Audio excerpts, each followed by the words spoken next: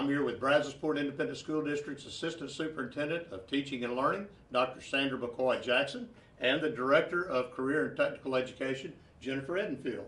Thanks for joining me today, ladies. Thank you, Randy. Thank you for inviting us. We're here to talk about some questions that have been submitted about the 2014 bond that will be on the ballot this November 4th for BISD. As both of you know, we began our series of bond interviews 2 weeks ago with Superintendent Dr. Karen Alachka, and then last week with Chief Finance and Governmental Affairs Officer Dan Schaefer.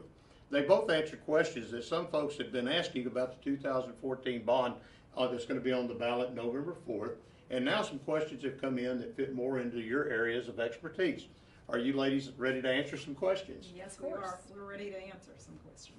I knew you both would be. Thank you very much. Dr. Sandra, the first question is for you. How will the proposed bond impact instruction at student performance?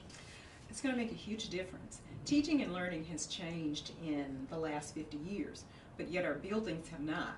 And so when you think about the hallways are smaller, the classrooms are smaller, because things were different 50 years ago.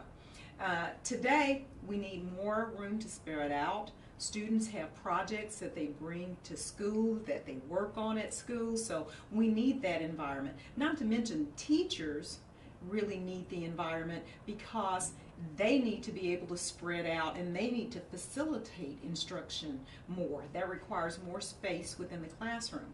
Also, our buildings, our buildings come from a time when life was a little bit different than it is now.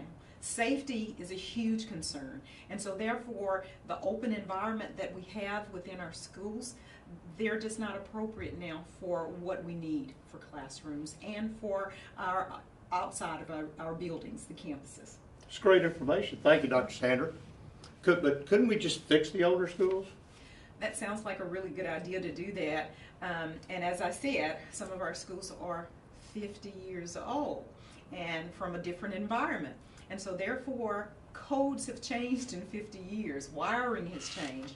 You know, just building material has changed. And so therefore, if you go into a remodel, that remodel is going to require a lot of code changes that we are grandfathered in now. So it would be quite expensive, costly for us to just remodel. It would be cheaper to rebuild. Very good. Thank you very much. Now, I have some questions for Jennifer Edenfield. Jennifer, the first question that I have for you is not really a bond question, but it's a question that we get all the time. What is career and technical education, or commonly known as CTE? Well, that's a good question, Randy. To be honest, I know around the community, I typically kind of hear the old phrase of vocational education. And career and technology education is pretty much kind of like the old vocational education. Except for our curriculum is obviously more advanced from back than 50 years ago, like Dr. Sandra was talking about. But one of the things is that really helps career and technology education stand out is the fact that it is very much project-based learned and very hands-on.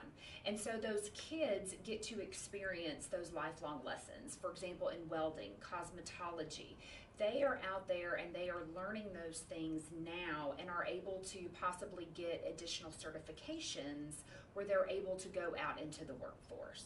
It's good information. Now, your first bond question. Okay. How will the proposed bond impact the workforce needs of our local industry?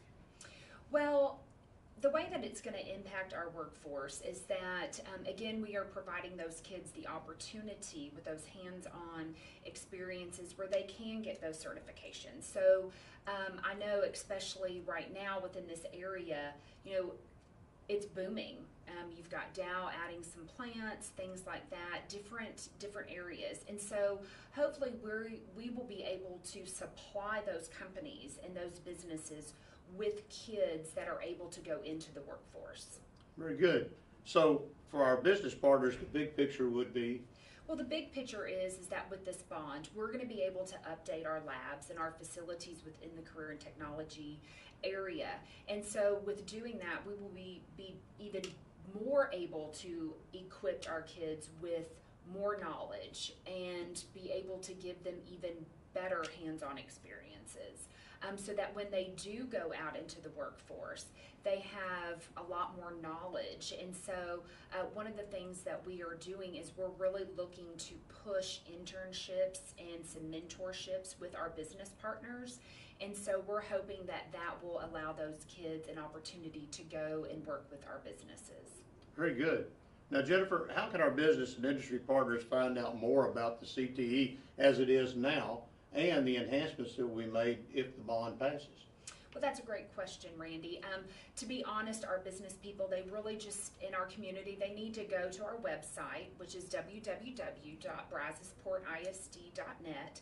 And once you get onto the main website, there's actually a tab that says bond information. And if they just click that tab, then they will be able to research all of the upgrades and things that will be happening with our bond. Randy, also, we also have an opportunity, if you have questions about the bond, to go to Let's Talk. Let's Talk is on our website, www.brazosport.isd.net, and you can submit your questions and they will be answered. Very good information.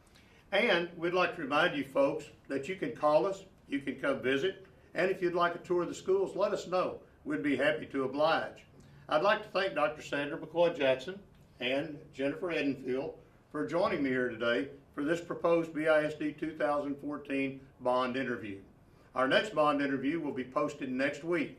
Please join us next week when we will visit with some BISD principals and discuss how the proposed BISD 2014 bond that will be on the November 4th ballot could impact their students and the students of BISD. And remember, early voting begins on October 20th, and be sure and go to the polls on November 4th and be informed.